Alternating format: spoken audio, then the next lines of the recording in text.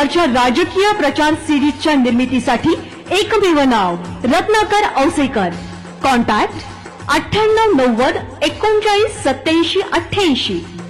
Online recording series देणारं महाराष्ट्रातलं एकमेव नाव रत्नाकर औसेकर. 51 आवाजांचा बादशाह रत्नाकर औसेकर.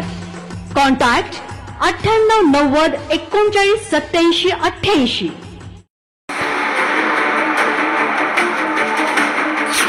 इम्तियाज जलीलांच्या आरोपांनी खळबळ. सामाजिक न्याय मंत्री संजय शिरसाट यांच्या विरोधातील वादाची मालिका काही केल्या थांबण्याचं नाव घेत नाहीये. हॉटेल वेदांतच्या वादातून सावरत नाहीत. तो शेंद्रा MIDCतील ट्रक टर्मिनसची जागाच शिरसाटांनी घशात घातल्याचा आरोप इम्तियाज जलील यांनी केलाय. MIDCचा रिझर्व्ड ट्रक टर्मिनसचा लँड होता. हे सगळे डॉक्युमेंट्स माझ्या हातात आहे. त्या डॉक्युमेंट्स प्रमाणे 21,275 स्क्वेअर मीटरचा जे प्लॉट होता ट्रक टर्मिनस साठी ते डी रिझर्व करून तितकंच लँड ची मागणी संजय शिरसाटच्या मुलांनी केली आणि ते लँड संजय शिरसाटच्या मुलांना देण्यात आलं. एवढंच नाही तर इम्तियाज जलील यांनी थेट शेंद्रा MIDCत प्रत्यक्ष जागेची पाहणी करत शिरसाटांवर आणखी गंभीर आरोप केले. मला जास्त बोलण्याच्या ऐवजी तुम्ही हे सगळे ट्रक्सला तुम्ही रस्त्यावर जे उभे आहे कुठपर्यंत तुम्ही जावं. हा रस्त्याच्या दोन्ही बाजूने ट्रक्स उभे आहेत. ते ट्रक्स कुठे उभे राहायला पाहिजे होते? या प्लॉटवर उभे राहायला पाहिजे होते, कारण हे यांच्यासाठी डेडिकेटेड ट्रक टर्मिनस होता. पण मंत्री साहेबांना इथे एक दारूच्या अल्कोहोलची काही फॅक्टरी उभे करायची होती. इम्तियाज जलील फक्त आरोप करून थांबले नाहीत, तर शेंद्रा MIDCतील 21,000 चौरस फूट जागा शासकीय यंत्रणेला हाताशी धरून कशी लाटली त्याची मोडस ऑपरेंडिस इम्तियाज जलील यांनी जाहीर केली आहे. शेंद्रा MIDCत ट्रक टर्मिनस साठी 5 एकर जागा राखीव आहे. 3 जून 2022 MIDC कडे आरक्षण हटवण्यासाठी प्रस्ताव टाकण्यात आला. 24 ऑगस्ट 2023 ट्रक टर्मिनस साठीचं आरक्षण हटवण्यात आलं. आरक्षण हटवून 5 एकर भूखंड 6,90,00,000 मुलगा सिद्धांत आणि पत्नीच्या नावावर खरेदी करण्यात आला. या जागेवर 105,89,00,000चा कॅमिया डिस्टिलरीचा प्रकल्प उभारण्यात येणार आहे. फूड प्रॉडक्ट निर्मितीच्या नावाखाली 106 कोटींचं भागभांडवल असलेल्या कॅमिया डिस्टिलरीज प्रायव्हेट लिमिटेड या सिद्धांत शिरसाट यांच्या अल्कोहोल बनवणाऱ्या कंपनीला ही जमीन दिल्याचं म्हटलंय. एवढंच नाही तर संजय शिरसाट यांच्या पत्नीचं उत्पन्न 25 लाख रुपये असताना त्यांनी जमीन खरेदीसाठी 26 कोटी रुपये कुठून आणले असा सवाल जलील यांनी केलाय. त्यामुळे या आरोपांसंदर्भात आम्ही संजय शिरसाट यांच्याशी संपर्क साधण्याचा प्रयत्न केला, मात्र शिरसाटांनी प्रतिक्रिया देण्यास नकार दिलाय. हॉटेल वेदांतच्या कथित खरेदी गैरव्यवहार प्रकरणानंतर आता शेंद्रा MIDCतील जागेचा वाद समोर आल्यानं मंत्री शिरसाट यांच्या अडचणीत वाढ होण्याची शक्यता आहे. नमस्कार मित्रांनो, रत्नाकर औसेकर युट्यूब चॅनल आपल्या सर्वांचं स्वागत करते. आणि मित्रांनो, आपण देत असलेल्या भरभरून प्रतिसादाबद्दल मी आपला अत्यंत अत्यंत ऋणी आहे. आणि मित्रांनो, राजकारण, आरक्षण, भूखंडाचं श्रीखंड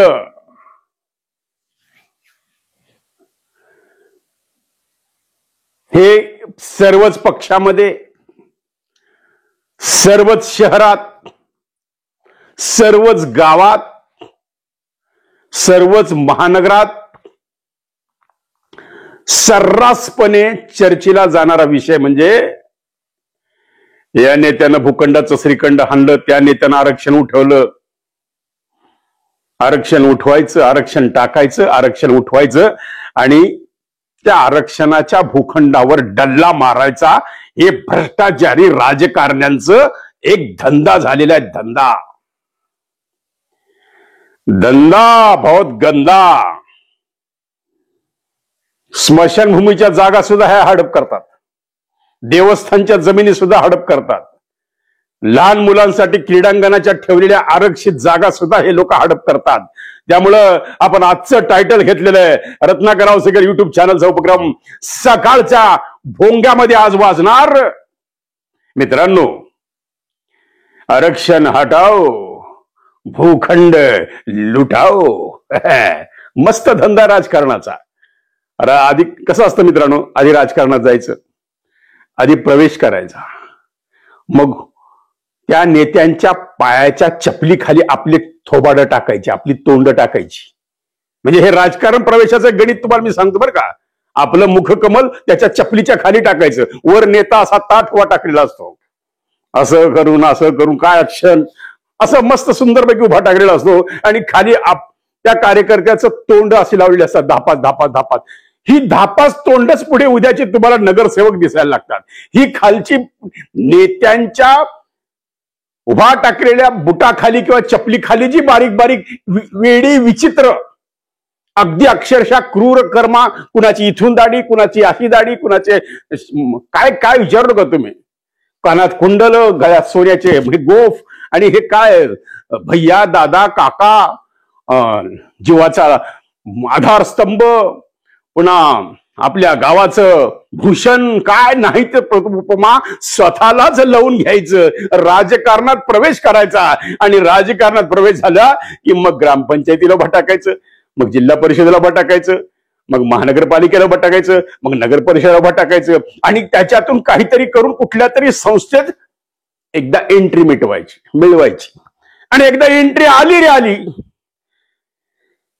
मग शोधत राहायचं भूखंड कुठं कुठे आहेत, गायरान जमिनी कुठं कुठं आहेत, आणि ह्या भूखंडाचं श्रीखंड कसं काढता येईल. आरक्षण टाकायचं, आरक्षण उठवायचं, त्या आरक्षणाच्या भूखंडावर कब्जा करायचा. मित्रांनो, काही काही तर असे महाभाग आहेत, आता मी नावं सांगितले तर गौप्यस्फोट होईल. मित्रांनो, जर तुला महापौर व्हायचं असेल, बोल कुठला भूखंड देतो तू लिहून. तुला आमदार व्हायचं असेल, बोल कुठली प्रॉपर्टी लिहून देतो. तुला खासदार व्हायचं असेल, बोल कुठली प्रॉपर्टी लिहून देतो. सर्रासपणे नगराध्यक्ष करायला एक प्लॉट आणायचा, महापौर करायला एक प्लॉट आणायचा, आमदार करायला एक प्लॉट आणायचा, खासदार करायला एक प्लॉट. अशी ह्यांनी रोड टच करोडो रुपयाच्या जमिनी ह्या भ्रष्टाचारी राजकारण्यांनी गोळा केलेल्या आहेत मित्रांनो. आणि हे सर्रास आहे, प्रत्येक शहरात आहे. मी लातूरमध्येच म्हणतोय असं नाही, मी सोलापूरमध्येच म्हणतोय असं नाही, मी नगरमध्येच म्हणतोय असं नाही, मी हिंगोलीमध्येच बोलतोय असं नाही, मी नांदेडमध्येच बोलतो असं नाही, मी मुंबईमध्येच बोलतो असं नाही, मी ठाण्यातच बोलतोय असं नाही, मी जळगावचं बोलतो असं नाही, मी बेळगावचं बोलतोय असं नाही. तर या देशातल्या प्रत्येक राज्यातल्या, प्रत्येक शहरातल्या, प्रत्येक गावातल्या भूखंडावर या राजकीय लोकांनी डोळा ठेवून हे भूखंड हडप केले आणि तुमच्या आमच्यासारख्या सर्वसामान्य माणसाच्या नाकावर टिचून ते भूखंड हाणले. मित्रांनो, तुम्ही पाहिलेलं असेल कालचा लोकसत्ता. कालच्या ह्या लोकसत्तामध्ये हेडिंगला, फ्रंट पेजला एक बातमी. मित्रांनो, आपण जे काही बोलतो ते सगळं बाय प्रूफ बोलतो, कारण आपला सकाळचा भोंगा आहे. मुंबईमध्ये राऊतांचा भोंगा, लातूरमध्ये औसेकरांचा भोंगा, म्हणून भोंगा गाजतोय मित्रांनो. कारण आपण जे काही ठरवलंय, मला सांगा राऊत साहेब जे जे काही बोलतात ते सगळं सत्य निघतंय का नाही. काही काही गोष्टी ते आमचे गुरु असल्यामुळं थोडस जास्त बोलल्या जातं, पण किती गेलं तर कालचं तुम्ही त्यांचं ते स्वर्गातला नरक, नरकातला स्वर्गाचं त्यांनी जे काही सांगितलं वर्णन, मित्रांनो अक्षरशः डोळे पाणावले. ते राजकारण हे कोणत्या स्तरावर जातं, क्षणात हिरवळीवर की क्षणात जेलमध्ये. आपण पाहिले अनिल देशमुख गृहमंत्री, या राज्याचे गृहमंत्री, त्याच गृहमंत्र्याला त्याच कोठडीमध्ये ठेवावं लागलं. मित्रांनो, एकदा भुजबळ साहेब म्हणाले होते की ज्याच्या ज्या कसाबसाठी मी ती कोठडी निर्माण केली त्या कोठडीत जायची पाळी मला येईल असं कधी वाटलं नव्हतं, कारण हे राजकारण आहे. आणि इथं दावे प्रतिदावे एकमेकाच्या विरोधात षडयंत्र रचलं जातं आणि याच्यातून तुमचं खच्चीकरण करून आपला राजकीय स्वार्थ भाजण्याचं काम हे राजकीय पक्ष लोक करत असतात. आणि मित्रांनो, सगळ्यात महत्वाचं म्हणजे कालच्या लोकसत्तेचा मी जो उल्लेख केलेला आहे की ज्यामध्ये फ्रंट पेजला बातमी काढून बघा मित्रांनो, शेंद्रा औद्योगिक वसाहतीमध्ये आरक्षण बदलून भूखंड वाटप, मंत्री शिरसाट पुत्र, समाज कल्याण मंत्री मित्रांनो, समाजाचं कल्याणासाठी त्यांना मंत्री केलेलं आहे. आणि आता कुणाचं कल्याण होणार आहे ते देवालाच माहिती आहे, शिंदे साहेबालाच माहिती आहे, फडणवीस साहेबालाच माहिती आहे. असे हे समाज कल्याण मंत्री संजय शिरसाट, आरोप 1760, आरोप 1760, संजय शिरसाट आपलं टायटल आहे आजचं. भूखंड काय, आरक्षण हटाओ भूखंड लुटाओ. मित्रांनो, सगळ्यात महत्वाचं म्हणजे त्यांनी सांगितले की शेंद्रा औद्योगिक वसाहतीमध्ये एका भूखंडावर 200 ते 250, तर दुसऱ्या भूखंडावर 70 ते 80 गाड्या उभे राहतील. असे भूखंड जे MIDC मध्ये आरक्षित केलेले असतात, म्हणजे बाहेर राज्यातून, बाहेर गावातून, बाहेर शहरातून, गुजरातमधून, तामिळनाडूतून, आंध्र प्रदेशमधून ज्याच्या काही गाड्या या MIDC मध्ये येतात, शेंद्रा औद्योगिक वसाहतीमध्ये येतात, त्या गाड्या उभा करण्यासाठी हे भूखंड आरक्षित होते. मित्रांनो, या भूखंडावर आम्ही जे तुम्हाला आता थोडस व्हिडिओ दाखवला, कसं संजय शिरसाटांनी आपला कब्जा केला, का त्या ठिकाणी त्यांनी एक समाजाचं कल्याण करणार, त्या ठिकाणी दारूची फॅक्टरी काढणार, अल्कोहोल निर्मिती, समाजाचं कल्याण आहे. तुम्हाला कळतं का काही? याला समाजाचं कल्याण म्हणतात. कारण या समाजात अल्कोहोल निर्माण करायचं, तरुण मुलांच्या हातामध्ये पुस्तकं द्यायचं, लॅपटॉप द्यायचे, आपण दारूची बाटली देणार, त्यांना अल्कोहोल देणार आणि पुढची पिढी बर्बाद करणार. त्याच्यासाठी अल्कोहोल निर्मिती करायची. आता कित्येक साखर कारखान्यांनी सुद्धा आता अल्कोहोल निर्मितीचे प्रकल्प सुरू केलेले. बड्या बड्या राजकीय नेत्यांच्या बुडाखाली अंधार आहे, त्यांनी सुद्धा अल्कोहोल निर्मिती सुरू केली. त्यामुळे अल्कोहोल निर्माण करणे, कारण कितीही निर्माण केलं तर अल्कोहोल हा संपूर्ण जातो 31 डिसेंबरला रात्री.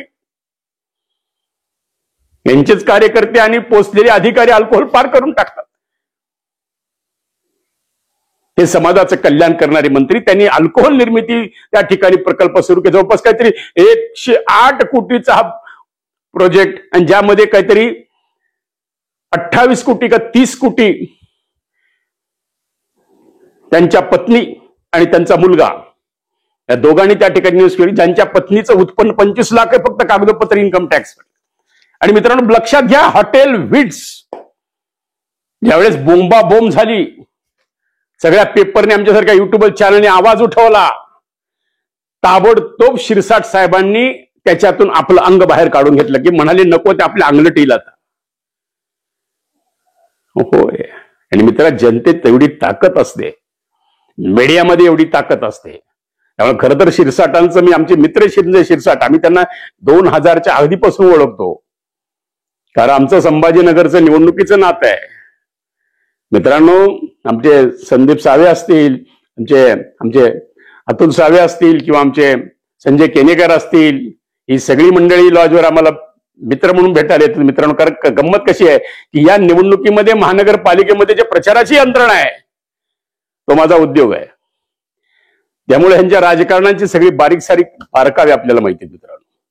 तर मी पाहिलेला आहे तो संजय शिरसाट, की लगट अन्यायाच्या विरोधात आवाज बुलंद करणारा, भ्रष्टाचाराच्या विरोधात या महानगरपालिका गाजून सोडणारा हा संजय शिरसाट, यांनी भूखंडाच्या श्रीखंडावर कितीतरी भाषणं दिलेली आहेत. पण आता सामाजिक न्यायमंत्री शिंदेचे प्रवक्ता, केवढं मोठं पद आहे.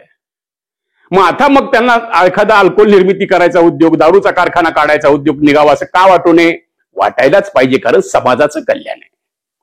आणि म्हणून मित्रांनो, म्हणजे तुम्हाला दाखवतोय की यामध्ये संजय शिरसाट यांचा मुलगा सिद्धांत आणि त्यांच्या पत्नी विजया यांच्या कॅमिओ या आसवानी, म्हणजे रेक्टिफाईड स्पिरिट उत्पादन डिस्टिलरी प्रकल्पासाठी शेंद्रा औद्योगिक विकास महामंडळातील 21,275 चौरस मीटर, 21,244 21,275 चौरस मीटर, जवळपास 5 एकरचा भूखंड आहे मित्रांनो.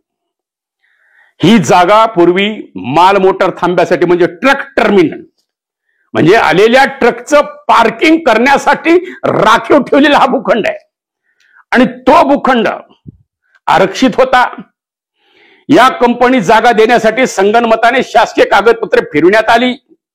यामध्ये तत्कालीन उद्योग मंत्री उदय सामंत यांचाही हात आहे, असा आरोप माजी खासदार इम्तियाज जलील यांनी केलेला आहे. आता इम्तियाज जलीलच्या मनामध्ये ही सल की संजय शिरसाटाने त्यांना पराभूत केलं, की संजय शिरसाटाने शक्ती लावली आणि इम्तियाज जलील पराभूत झाले, असा काहीतरी समज इम्तियाज जलीलचा आहे. आणि इम्तियाज जलील हे पूर्वी पत्रकार राहिलेले आहेत. इम्तियाज जलील मीडिया क्षेत्रात होते. इम्तियाज जलील एक टीव्हीचे अँकर होते. त्यामुळे इम्तियाज जलीलांची मराठी भाषा, इम्तियाज जलीलांचा अभ्यास हा निश्चितच वाखाणण्याजोगा आहे मित्रांनो. इम्तियाज जलील सुद्धा आमचे मित्र आहेत. आणि इम्तियाज जलील यांनी जो आरोप केलेला आहे तो अत्यंत गंभीर आरोप आहे. याकडे हे शासन लक्ष देणार आहे का? लक्षात ठेवा मित्रांनो. मग संजय शिरसाटांना मी फोन लावला. त्यांनी सांगितलं की या आरोपाला उत्तर काय देणार म्हणजे.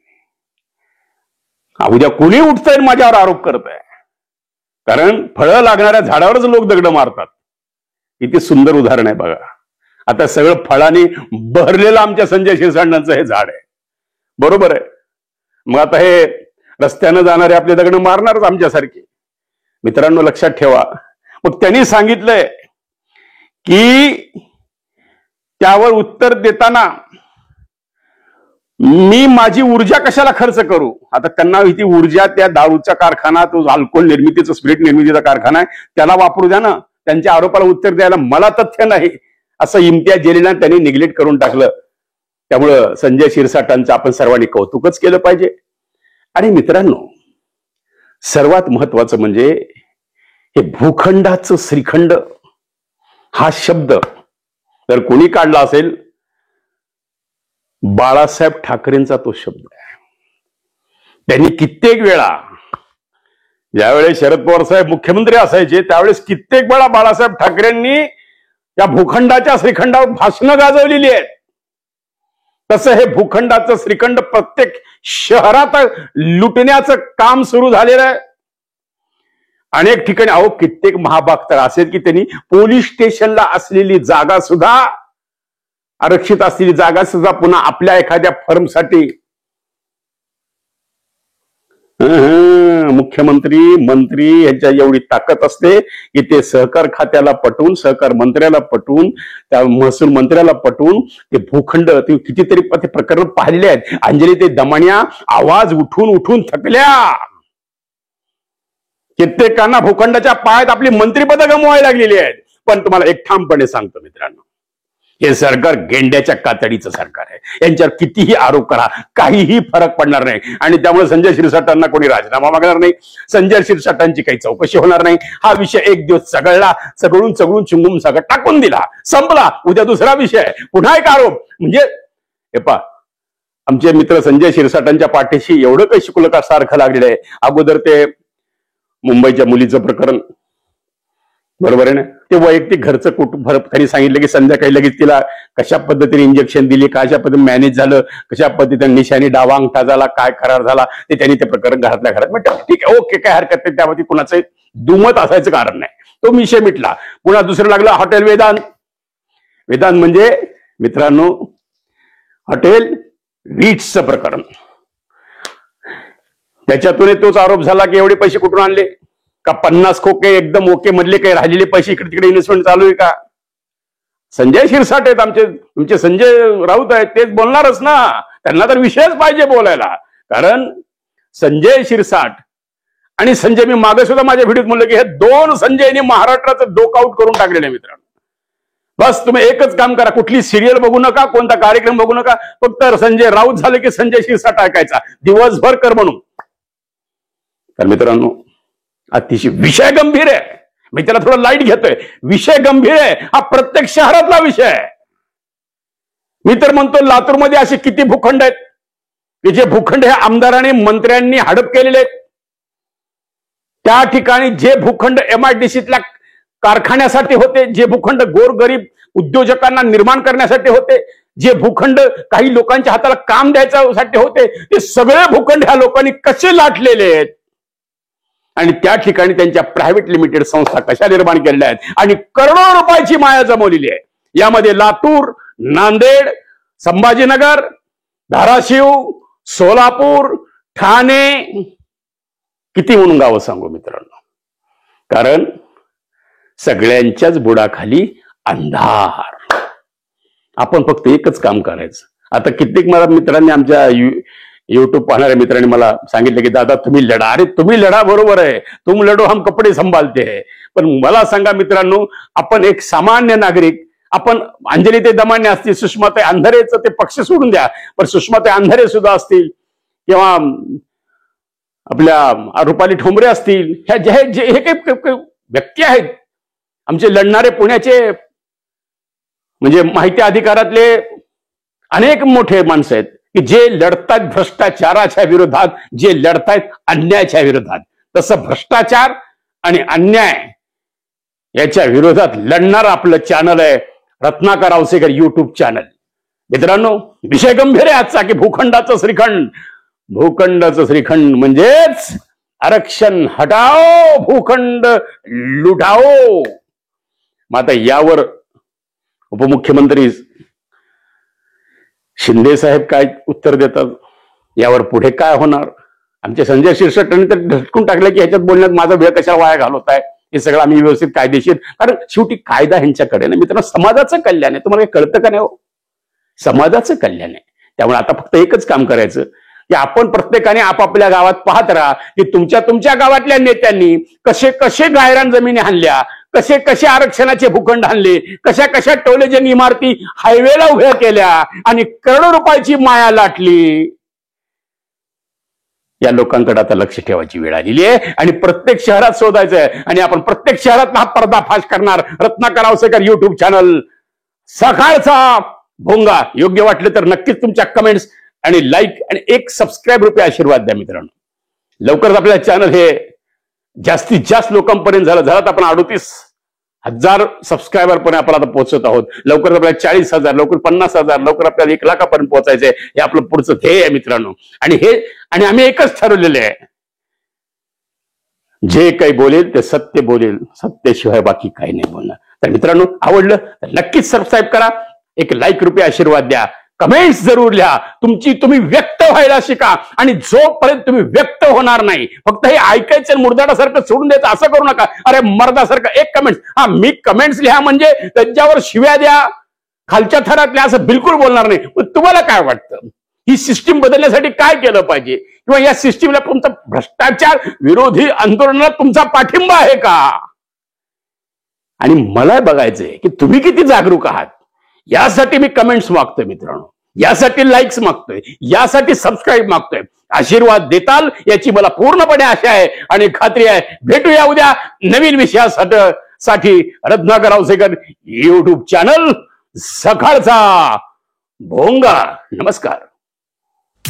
आवाजाचा बादशाह रत्नाकर औसेकर यांच्या युट्यूब चॅनलला लाईक करा, सबस्क्राईब करा आणि आपापल्या ग्रुपवर शेअर करा. चला, आपल्या मोबाईलवर सर्वप्रथम आमचा कार्यक्रम मिळवण्यासाठी सहकार्य करा. Ratnakar Ausekar YouTube channel.